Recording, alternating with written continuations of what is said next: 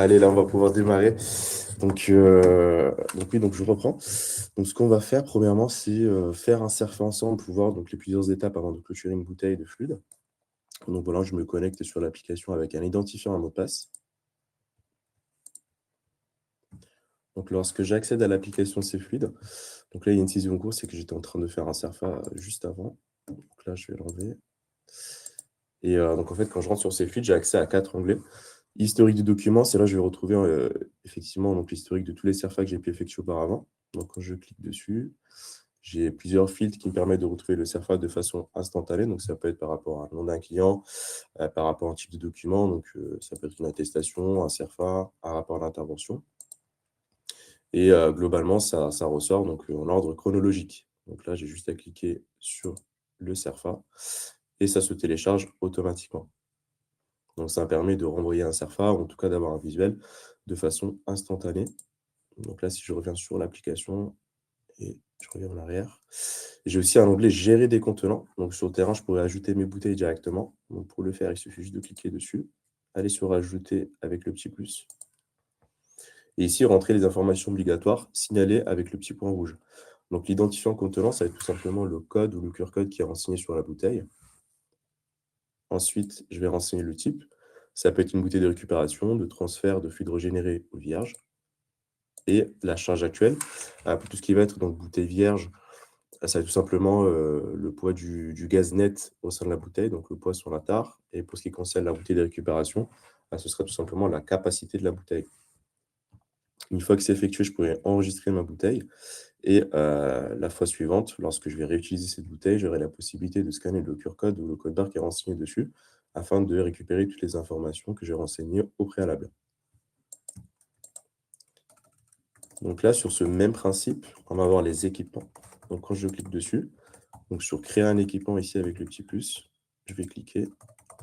Donc détenteur, ça va être tout simplement le nom de mon client, qui peut être un professionnel ou un particulier, parce qu'effectivement, chaque équipement est relié à un client en particulier, ou professionnel.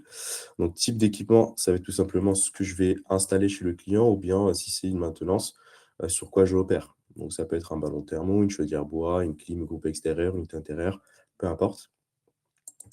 Ensuite, sur le site, c'est tout simplement l'adresse du chantier. Et on arrive à la fin sur référence constructeur et numéro de série. Donc ces informations, je vais pouvoir les retrouver sur la plaque signalétique de mon équipement. Et évidemment, si je veux faire un CERFA, l'équipement contient du fluide, je vais cocher la case, renseigner le type de fluide, donc sur ma liste qui est totalement personnalisable. Donc si je travaille avec 5 ou 6 fluides, j'ai juste à les renseigner au préalable. Et puis dans charge totale, ça va être tout simplement le fait qu'il y a déjà du fluide éventuellement sur mon équipement. Et si je compte faire un complément de gaz, faire l'addition des deux pour trouver ma charge totale. Une fois que ces informations sont renseignées, j'ai juste à enregistrer. Et la fois suivante, lorsque je vais peut-être opérer à nouveau sur cet équipement, ici, vous voyez un marqué code, j'aurai juste à scanner s'il y a un QR code ou code barre qui est renseigné sur l'équipement. Donc, sur cette base, je vais pouvoir débuter une saisie. Donc là, lorsque je clique dessus, donc détenteur, c'est tout simplement le nom de mon client. Donc là, j'ai juste à faire une recherche sur la barre. Le site. Donc évidemment, si mon client a plusieurs sites, je vais pouvoir les sélectionner. Et vous voyez toutes les informations défilent ou pas à pas. Donc l'équipement, donc là je vais prendre un groupe extérieur, donc celui-ci. J'appuie sur commencer. Donc lorsque j'ai appuyé sur commencer, étant donné que sur mon équipement j'ai renseigné le type de fluide et la charge totale, mon tonnage équivalent CO2 se déduit automatiquement. Donc là, je vais appuyer sur valider, choisir le document. Donc à l'occurrence, ce sera un CERFA suivant. Donc à partir de là, ce serait la même question que le CERFA papier finalement. Donc assemblage de l'équipement, mise en service, contrôle d'étanchéité périodique. J'avance sur mon questionnaire. Donc là, effectivement, j'ai entre 5 et 50 tonnes de tonnage équivalent CO2. Juste ici, voilà, c'est renseigné. C'est un petit rappel 6,1. Et c'est un contrôle, logiquement, tous les 12 mois. Après, j'ai la main dessus, évidemment, s'il y a un besoin particulier. Donc pour le détecteur manuel de fuite, une fois qu'il est renseigné sur l'application, il apparaît systématiquement à chaque fois. J'en ai rentré plusieurs. Donc moi, je vais pouvoir les sélectionner juste ici. Et ça me rappelle, entre autres, si mon gage est conforme selon la dernière date de contrôle. C'est à titre informatif. Il n'y a pas besoin de mettre un justificatif ou autre là-dessus. Avez-vous constaté des fuites lors du contrôle d'étanchéité? Bon, admettons, c'est le cas. Donc là, logiquement, si vous cliquez sur oui, ajouter une fuite, vous pouvez renseigner la localisation de la fuite, prendre des photos sur le terrain ou bien les choisir voilà, depuis la pellicule, si jamais vous faites le CERFA un petit peu plus tard. Avez-vous fait une récupération de fluide sur votre équipement? Donc là, effectivement, ce qui vous intéresse. Donc là, je vais cliquer sur oui, sélectionner la bouteille en question. Dans ce cas-là, ça va être une bouteille de récupération. Ici, je renseigne tout simplement la quantité que je vais récupérer. Pour ma part, ce sera 1 kg. Dans ce cas précis, je vais sélectionner la bouteille en question. Donc le fluide, c'est GR32. Donc je vais sélectionner cette bouteille. Suivant. Avez-vous fait une charge de fluide sur votre équipement? Dans ce cas-là, je ne vais pas faire de charge, donc j'appuie sur suivant. Vous transportez vous-même les déchets. C'est le cas de mon côté, donc je vais cocher la case. Et lorsque je vais cocher, évidemment, donc, il y aura les informations de ma société au préalable qui vont s'enregistrer automatiquement. Sur le champ observation, donc là, c'est un champ complètement libre. Donc là, on est libre de renseigner un petit peu voilà, ce qu'on souhaite. Donc, je mets RAS, suivant. Et à partir de là, mon CERFA est fini. Donc, si je veux avoir un aperçu par PDF, j'ai juste à cliquer sur Générer PDF.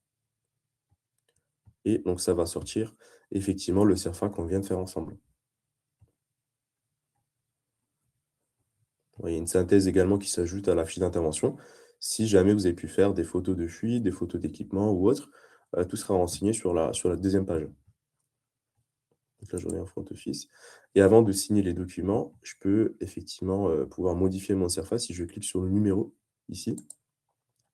Voilà, je reviens en fil d'Ariane qui m'a permis de le faire. Et j'ai juste à basculer entre chaque étape pour vérifier toutes mes informations. Une fois que j'estime que tout est correct, je n'ai plus qu'à signer. Donc, signature du technicien. Donc là, en l'occurrence, ce sera moi de mon côté. Et ici, vous voyez, date de l'intervention. Si le CERFA, je l'ai fait en temps et en heure, c'est très bien. Je vais laisser la date. Si jamais je le fais 2-3 jours plus tard, ce qui arrive relativement souvent, voilà, je peux changer la date et mettre finalement la date de l'intervention réellement. Puis sur signature du détenteur, donc là, ce sera la signature du client. Donc lorsque je clique dessus, j'ai juste à renseigner ses coordonnées. Et s'il est avec moi sur le chantier, il peut signer directement sur mon téléphone ou ma tablette. Et s'il n'est pas présent, j'ai juste à faire signature différée. Il va recevoir un mail à distance pour qu'il puisse signer de son côté et ça évitera en fait les allers-retours sur le chantier. Donc voilà pour la partie CERFA. S'il y a des questions, on y répondra plus tard.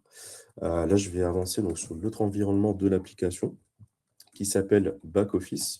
Donc là, je sors entièrement de cette partie-là. Je ferme les onglets CERFA. Donc sur le côté Back Office, très rapidement pour expliquer ce que c'est le côté administratif de l'application.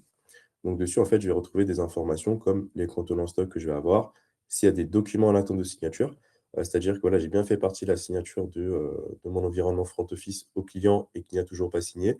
J'ai l'œil dessus et je peux également les relancer si besoin. Ensuite, sur l'onglet technicien, donc sur l'onglet technicien, là, je vais pouvoir rentrer tous mes collaborateurs.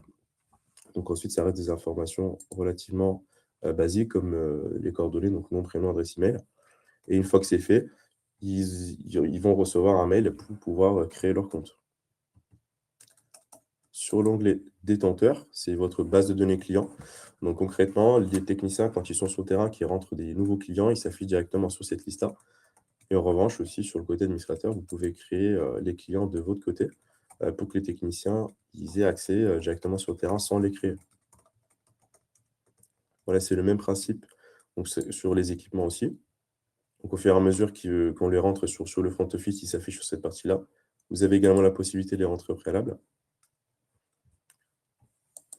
Sur l'onglet contenant, on y revient dessus. Donc, au fur et à mesure qu'ils se créent sur le terrain, vous avez une base de données qui est ici et vous pouvez les créer également de ce côté. Donc là, je vais me concentrer dessus. Donc, si je fais rechercher par rapport à un contenant, logiquement, voilà, il y a tous les contenants qui ressortent. Donc, si je retrouve ma bouteille tout à l'heure, c'est cette référence-ci, je fais rechercher. Donc, il y a ma bouteille qui ressort. Donc là, quand je clique sur la bouteille, je vais sur l'historique. Bon, j'ai accès à tout ce qui s'est passé sur ma bouteille de fluide. Donc, dans ce cas précis, je veux la clôturer avec Track Déchets. Donc là, j'ai juste à cliquer sur clôturer. il y aura la déclaration track déchets qui va sortir. Donc là, concrètement, c'est l'historique de tout ce qui s'est passé avec tous mes clients. Et donc là, sur le formulaire, j'aurai juste à avancer sur le questionnaire. Donc là, juste à faire suivant. Identité du transporteur, effectivement, si c'est moi qui amène la bouteille chez le fournisseur, ce sera logiquement moi. Donc je vais cocher la case oui. Donc ça, c'est les coordonnées de ma société. Donc là, je vais rentrer tout simplement l'immatriculation de mon véhicule. Donc ce sera AB 103K.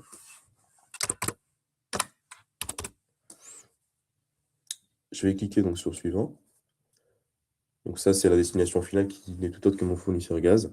Et lorsque je clique sur clôturer,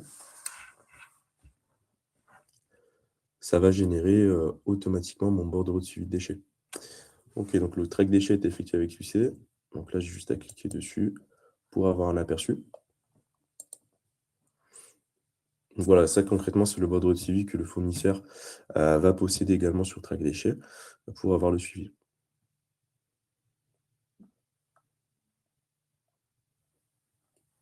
Donc on va retrouver ces informations sur le site du track déchets, donc le site de l'État.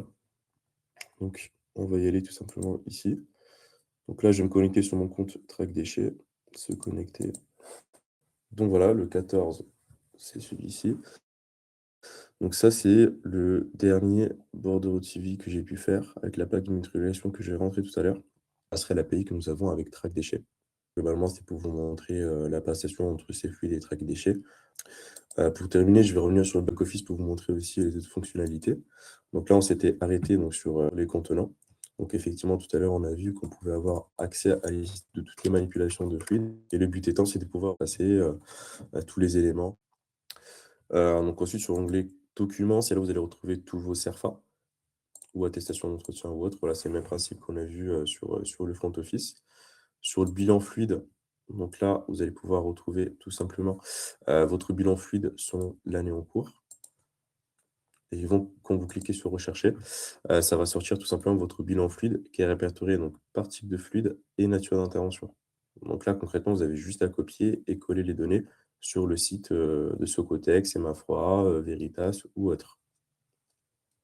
Sur l'onglet fournisseur, il vous suffit tout simplement de rentrer votre fournisseur fluide une seule fois. Donc après, si vous avez plusieurs fournisseurs fluides, vous pouvez les rentrer tous. Et comme ça, lorsque vous allez faire une clôturation de bouteille sur Track Déchets, il y aura les informations qui sont déjà saisies. Ensuite, sur outillage, pareil, une fois que vous le rentrez, il s'affiche automatiquement donc à chaque saisie sur le front office pour les techniciens. Donc là, si je clique sur Nouveau, voilà, vous pouvez attribuer donc, un détecteur de fuite à un technicien particulier ou bien à tous, peu importe. Et ensuite, de les paramètres, voilà, c'est selon votre utilisation. Donc là, concrètement, vous pouvez choisir les documents que vous pouvez faire sur le front office, donc la partie terrain. Et sur gestion des fluides, c'est tout simplement, c'est là où vous allez pouvoir commencer à rentrer les fluides avec lesquels vous travaillez d'habitude. Voilà, c'est totalement personnalisable. Et ensuite, sur Track Déchets, juste en bas, c'est là où vous allez pouvoir connecter votre compte. Donc, tout simplement, il y aura un formulaire, vous allez tout simplement vous connecter sur Track Déchets et ça fera la connexion automatiquement avec le site de l'État. Donc voilà pour la présentation. Donc s'il y a des questions, c'est avec plaisir qu'on va y répondre.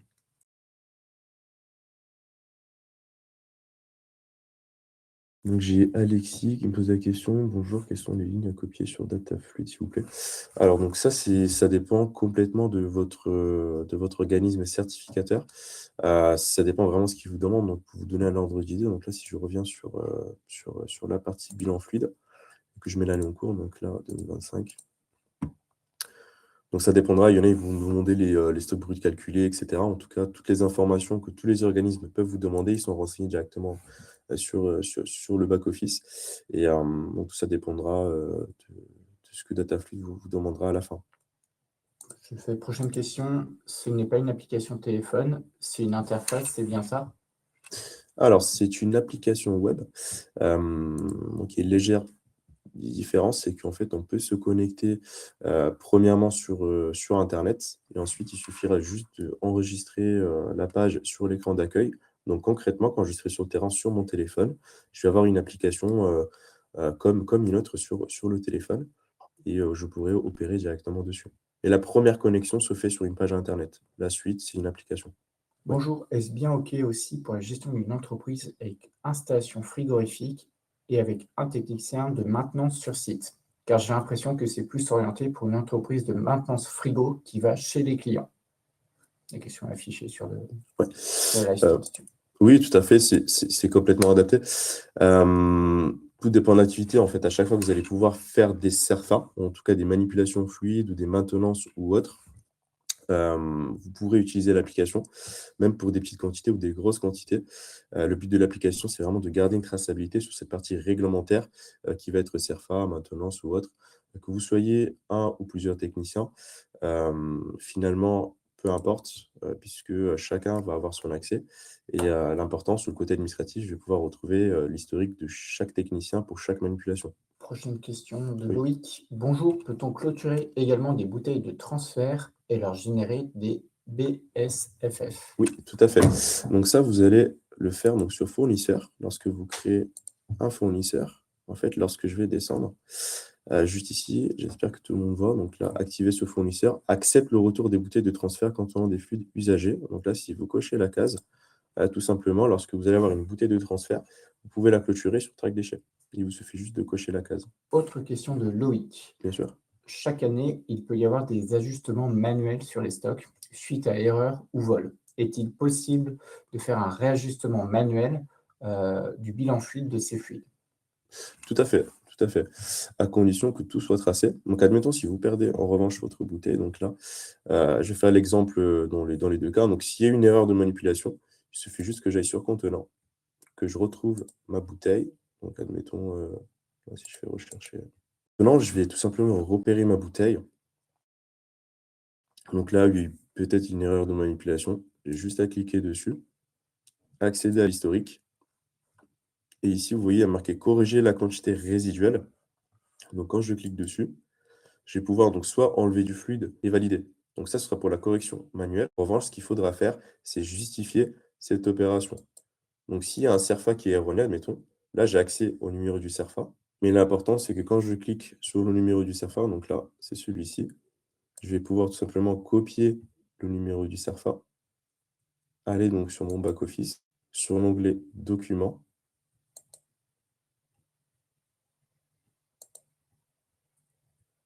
Donc là, renseigner tout simplement le numéro du document qui est erroné, faire rechercher. J'ai trouvé mon document, donc qu'il est effectif, existait, bonnes à jour, et vous serez tout simplement d'accord avec ce que vous avez au départ. Donc s'il y a eu une erreur de manipulation de fluide. En revanche, si vous perdez une bouteille en cours de route, cela ne sera pas nécessaire parce qu'il n'y a pas eu de CERFA qui a été fait. C'est des choses qui peuvent arriver. Donc il suffit tout simplement d'aller sur le contenant, repérer la bouteille et surtout aller donc dans l'historique. Et ici, sur la partie en rouge, corriger la quantité de fluide. Donc enlever le fluide et dans les commentaires, tout simplement mettre perte ou destruction ou autre. Voilà, pour avoir une trace sur le sujet. On a une question de Julien. Un crédit est égal à un CERFA?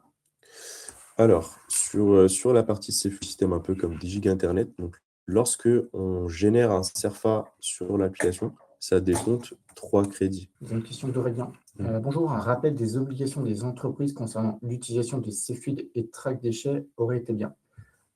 Sur les obligations concernant plutôt Track Déchets, je pense. Oui, bien sûr.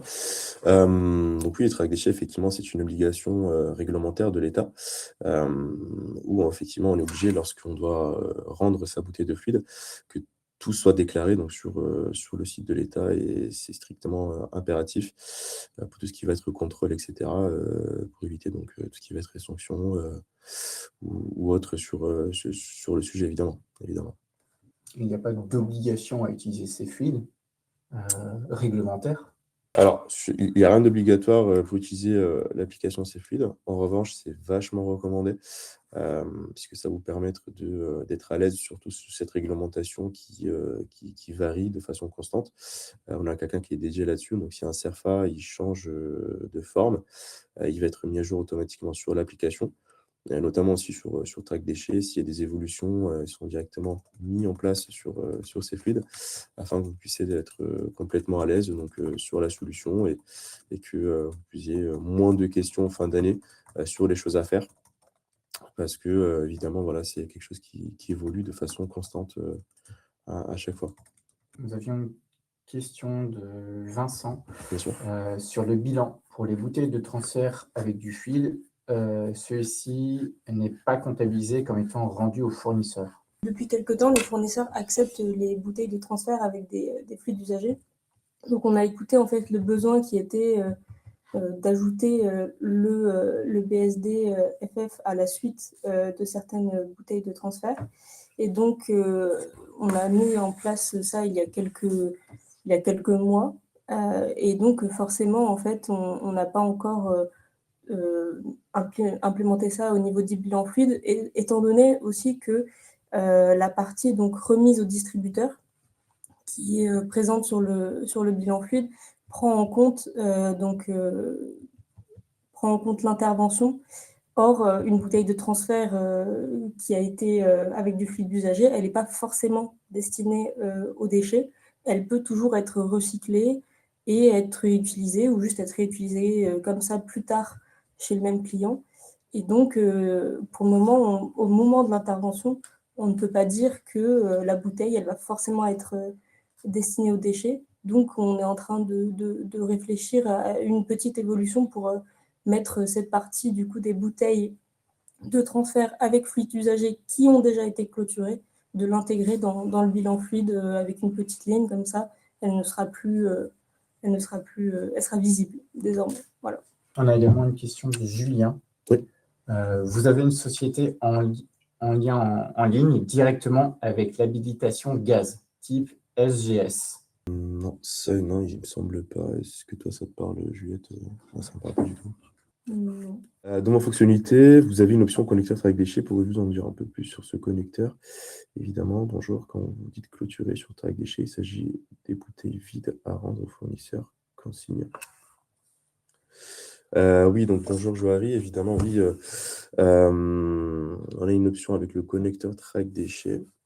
Globalement, il suffit juste de clôturer une bouteille sur ces fluides pour que la passation se fasse. Et l'autre question, pardon, c'est bonjour, quand on dit clôturer sur Track Déchets, il s'agit des bouteilles vides à rendre au fournisseur consigné. Alors, sur Track Déchets, ce sera plus des bouteilles remplies de fluides usagés. Il faudra rendre chez le fournisseur. Le Track Déchets, c'est dédié uniquement aux fluides usagés.